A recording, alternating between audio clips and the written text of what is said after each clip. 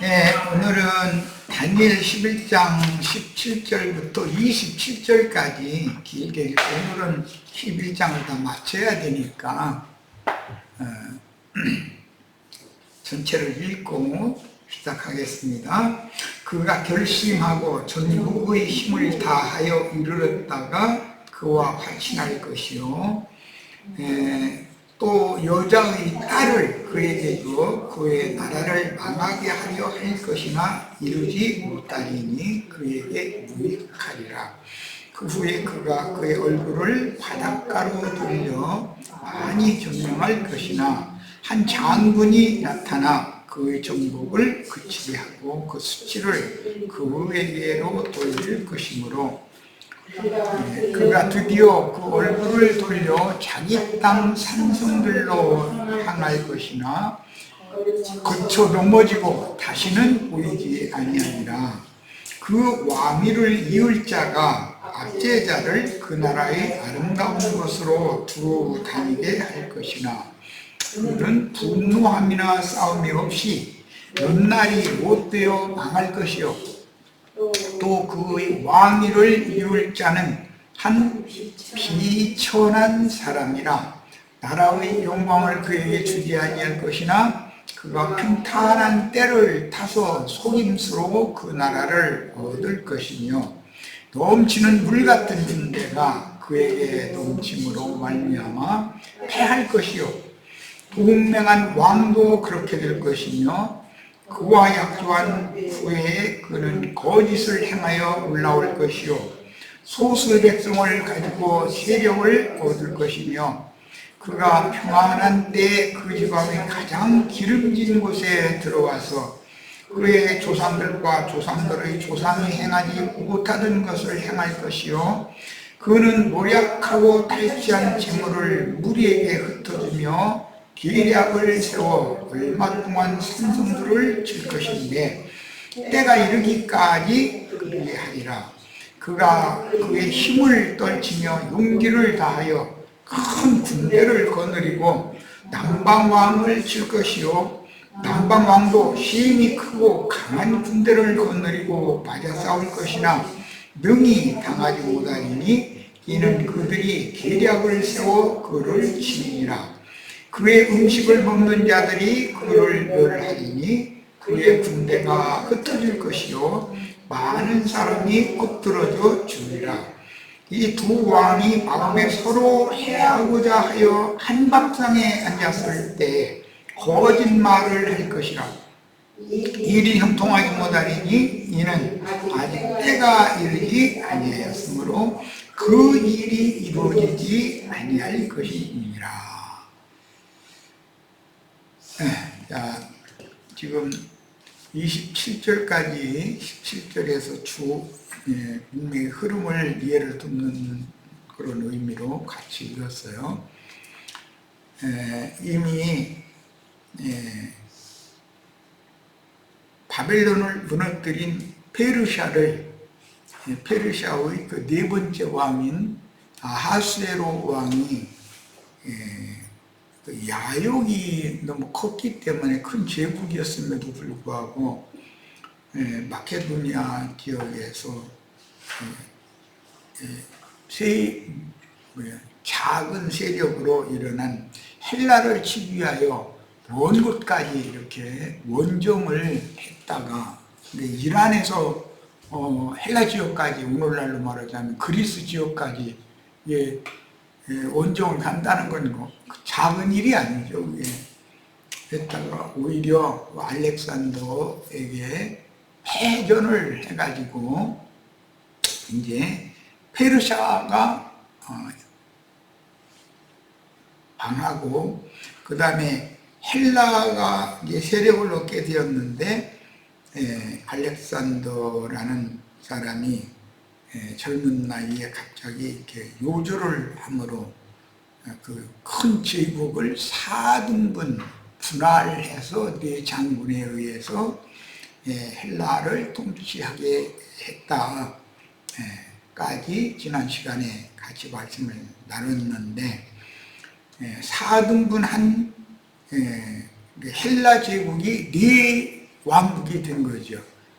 그런데 특히 수리아 지역을 통치하던 그 셀류코스 왕조, 그 왕이 애굽 지역을 통치하던, 이게 이제 원래는 이 사람들이 다 알렉산더의 장수들이었었죠. 애굽 지역을 통치하던 프톨레미 왕조와 이제 전쟁을 하는데, 북쪽에서 남쪽을 치니까 남쪽에서 북쪽을 또 치고 올라가고, 북쪽에서 또 남쪽을 치고, 남쪽에서 북쪽을 또 쳤는데, 이제 완전히 패전을 함으로 북쪽의 수리아 왕이 헬라 제국을 전체를 다 통일하게 되는 과정 얘기를 지금 한 거예요. 그래서 그 북쪽 지역의 그 수리아 지역을 통치하던 셀류코스 왕조가 헬라 제국을 다시 통일을 해서 큰 제국을 이룬 다음에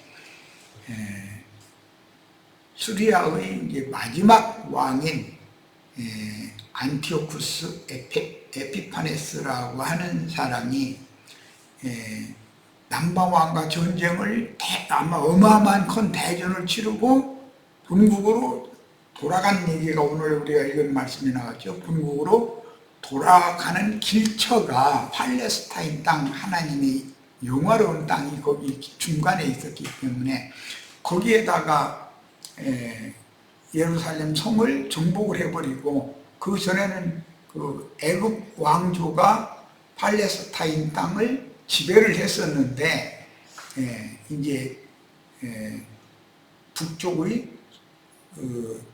프톨레미 왕조가 팔레스타인 땅을 지배하기 시작했다, 이제 그런 말이에요. 그런데 그때 그 셀류코스 왕조의 안티오쿠스 에피파네스라고 하는 사람이 팔레스타인 땅을 강제로 지배를 하면서 우상 숭배를 강요했고, 또 나중에 그 문제 때문에 마카베오 상하에 나오는 하스몬 가문의 그 이제 율법제사장 가문이 독립전쟁을 했죠. 이제 그것이 기회가 되어져서 그때 당시 미약하게 일어났던 로마에 의해서, 실제로는 그들 스스로가 독립을 한 것이 아니라 로마가 강성하게 되어져 가지고 헬라를 정복해버리고 나니까 로마는 헬라를 무너뜨리고 나서는 팔레스타인 땅의 지배권을 주장하기 위해서 이두메 사람 헤롯이라고 하는 사람이 이스라엘 나라를 재건을 하게 도와줬었던 거예요. 그런데 그때 예수님이 태어났죠.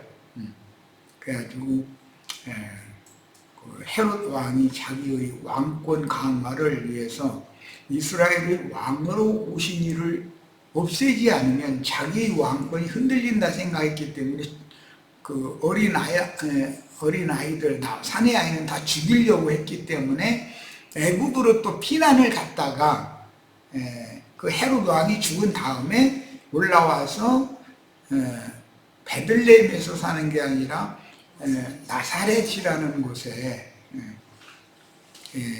그때 당시까지는 유대인들의 관념에는 그게 이방인들의 초속 지역으로 여기고 있던 갈릴리 지역의 나사렛 마을이라고 하는 곳에 가서 숨어서 이제 지내게 됐었죠.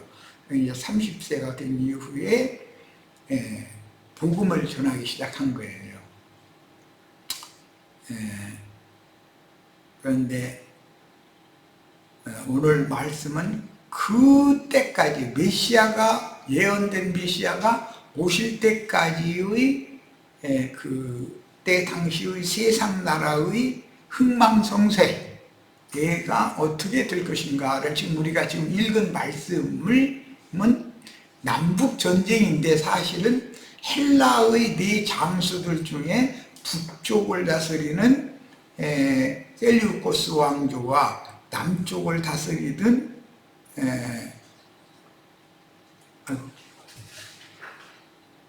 안티코스.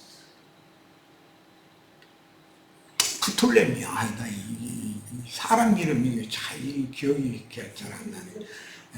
프톨레미 왕조, 애굽 지역을 다스리던 프톨레미 왕조와 남북 간의 전쟁을 해서 북방 왕이 최후로 승전을 함으로 4등분 되어졌던 헬라 제국을 다시 통일하게 되는 과정 얘기를 하는 거예요.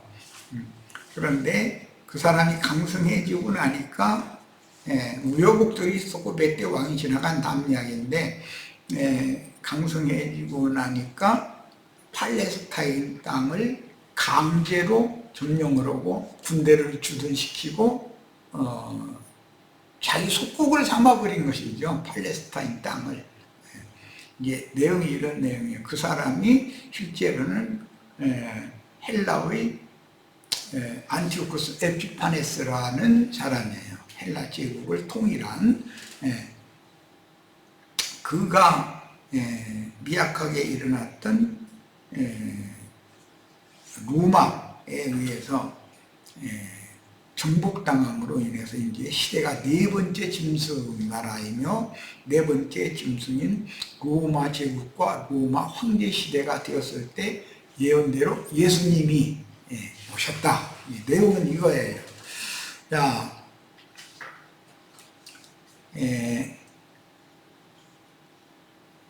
율법 제도에 의한 건물 신전, 아론 반차의 사제 제도, 짐승을 잡아서 드리는 짐승 제물, 그 다음에 율법에 의한 형식적인 제사를 회복하려는 것이 그때 당시 이스라엘 사람들의 철저한 신앙관이다.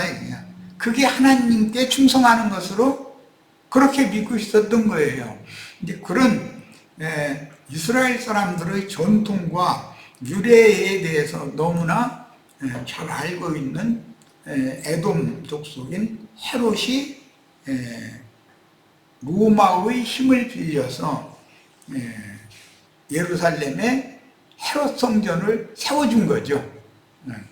그러니까 헤롯이라는 사람은 이스라엘 사람들은 성전을 회복해서 세워주고 그 성전에 아론 반차의 사제들이 짐승을 가지고 제사를 드리는 율법 제도를 회복하게 해주면 인심을 얻을 수가 있잖아요. 유대인들의 관념이 그러니까.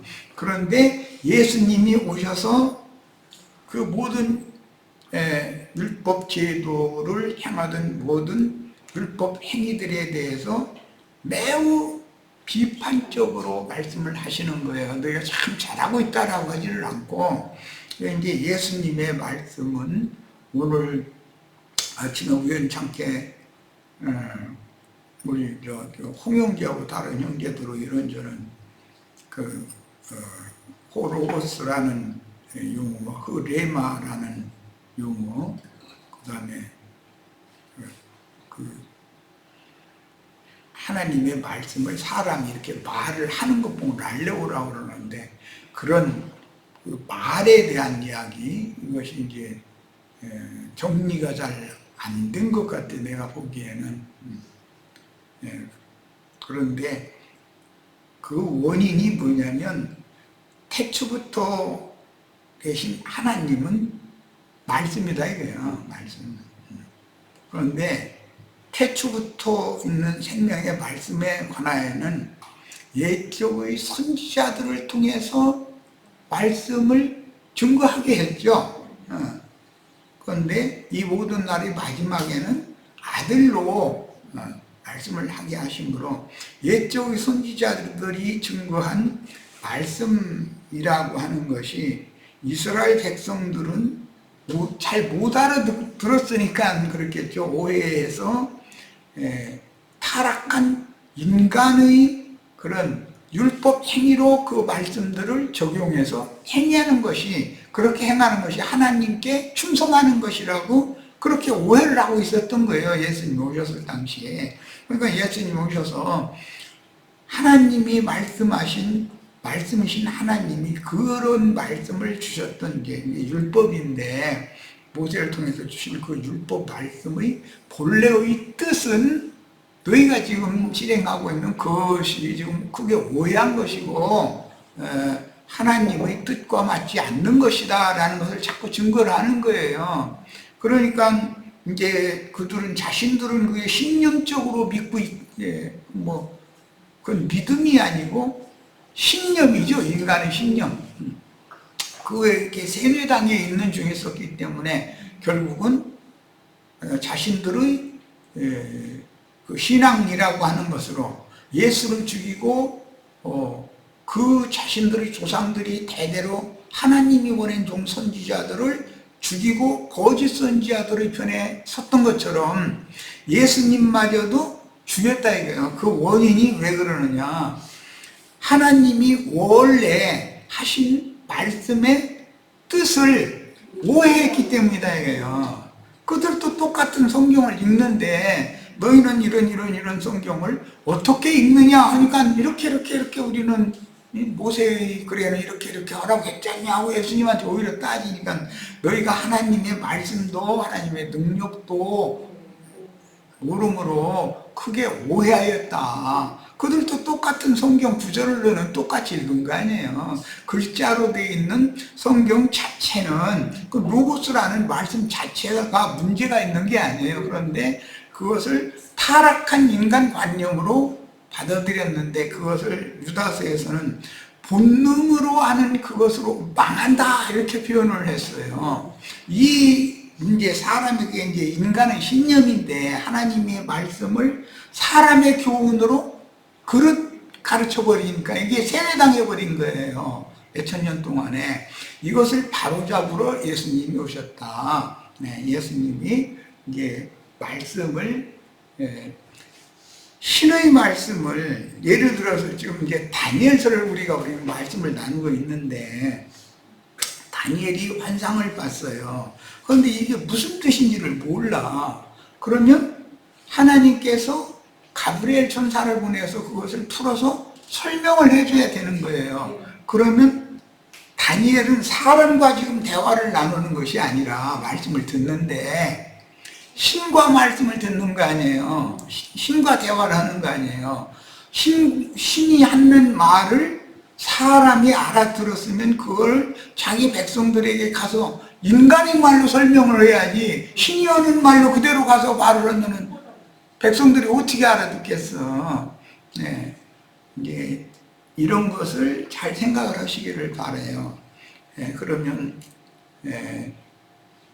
하나님의 종 선지자들도 하나님의 말씀을 증거를 했어요.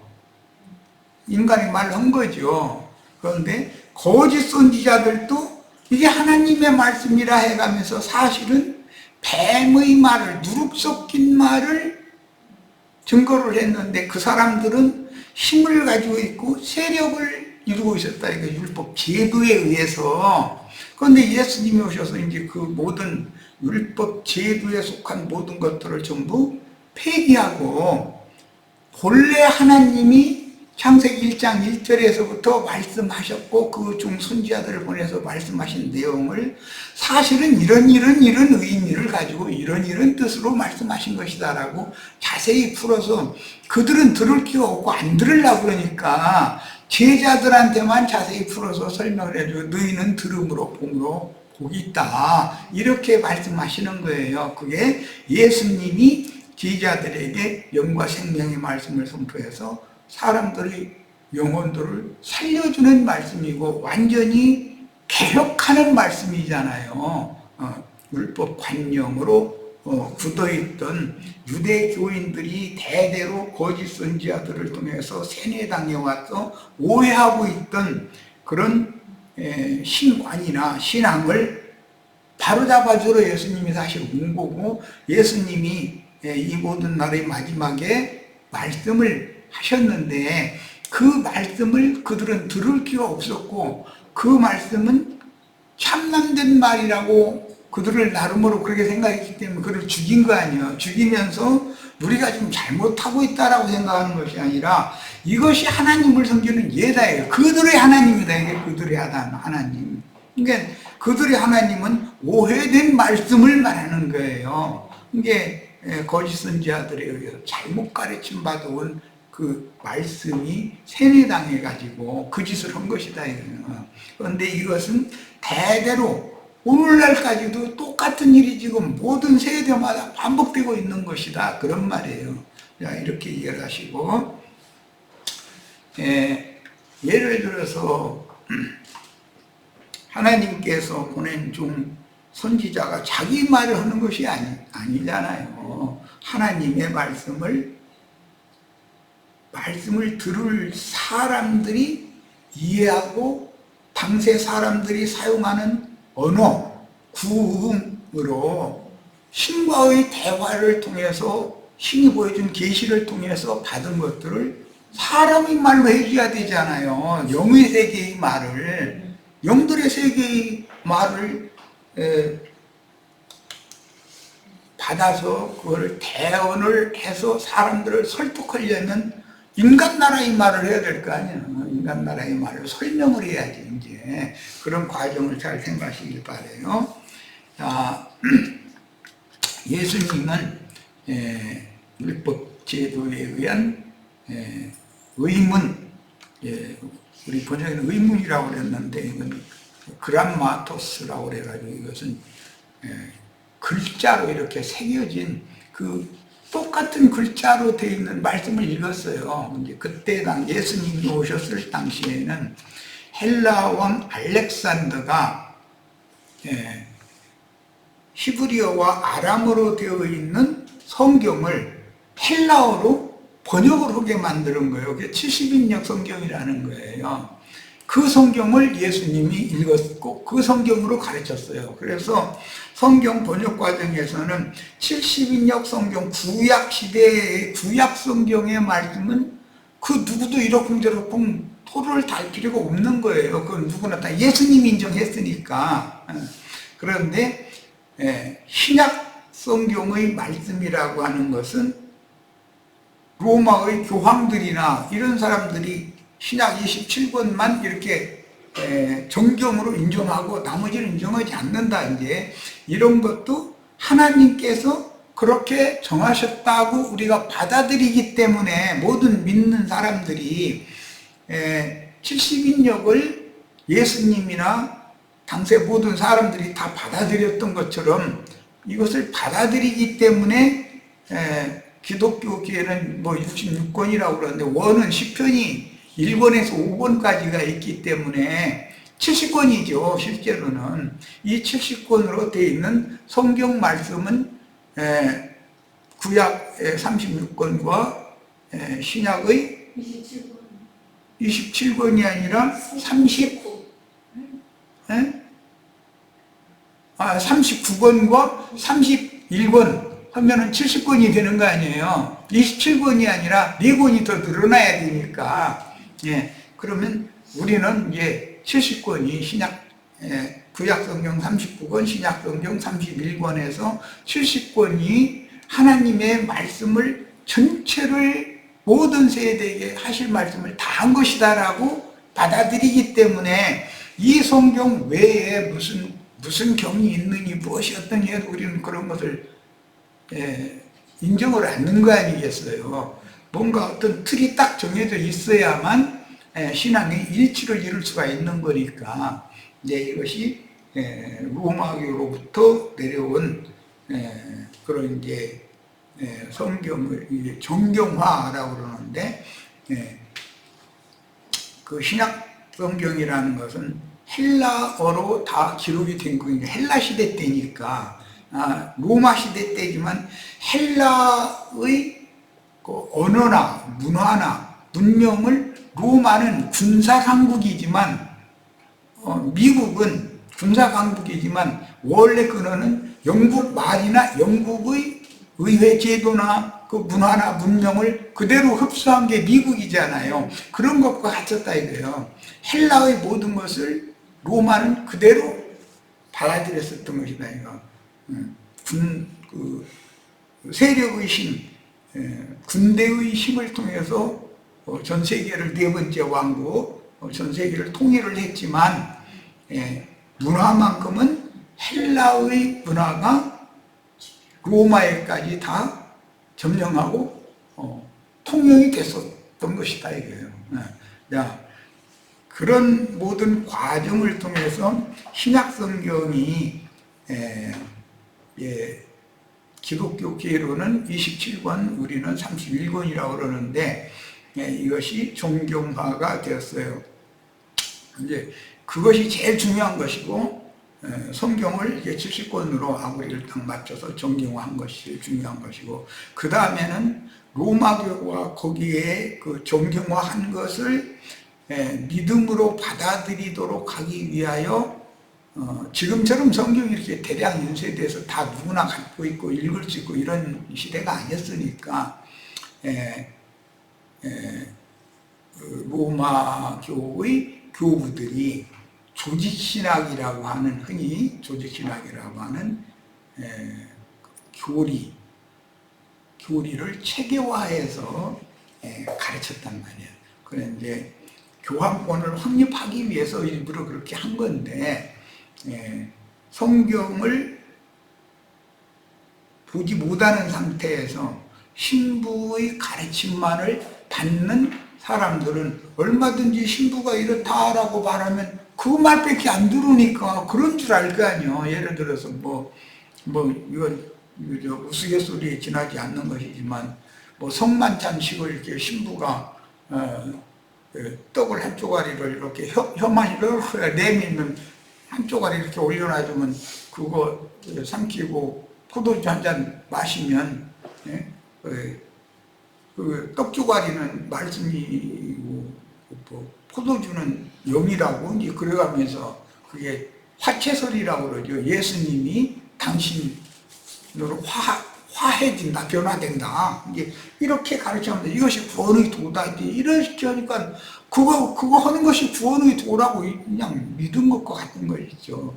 이런 식으로 이제 삼위일체 교리부터 시작해서 여러 가지 것들이 다 이렇게 해서 이제 내려왔는데 다니엘서를 우리가 이렇게 나누는 목적은 그런 사람의 교훈으로 예수 그리스도와 사도들, 성령을 통해서 사도들이 증거한 건 성령의 증거예요. 성령이 말하게 하심을 따라서 하는 말인 것이지 그 사도들의 하는 말이 아니잖아요. 고기나 잡든 물고기나 잡든 그 사도들이 무식한 사람들이었는데 이렇게 유식한 중에서도 이렇게 유식해가지고 신과 대화하는 그런 내용을 사람이 전달받고 각자가 또 신에게로 나가서 신 앞에서 신의 말씀을 듣고 이해를 할 수 있도록 이렇게 하는 말씀이 이게 신약 성경인데 이게 보통 문제냔 말이에요. 이게 이런 것을 잘 생각을 하시고 오늘 읽은 말씀 이 다니엘서 11장 27절까지를 간략하게 이렇게 넘어가고 28절부터 35절 또 읽어 나가겠습니다.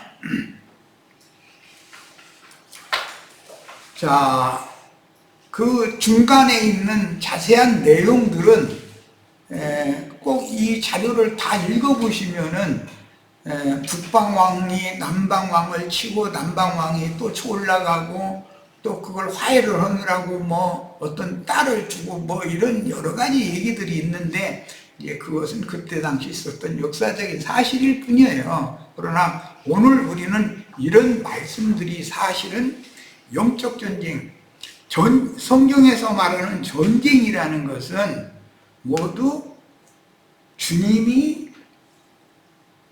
예수님을 통해서 사도들을 통해서 증인들을 통해서 오늘날 우리에게까지 이렇게 흘러내려오게 하신 그 진리의 말씀, 생명의 말씀, 진리의 말씀으로 우리를 거듭나게 하면 우리가 새 생명을 얻은 거잖아요. 거듭났으면. 예. 이 사람들은 지금 신약성경의 말씀을 기독교인들처럼 받아들이지 않는다.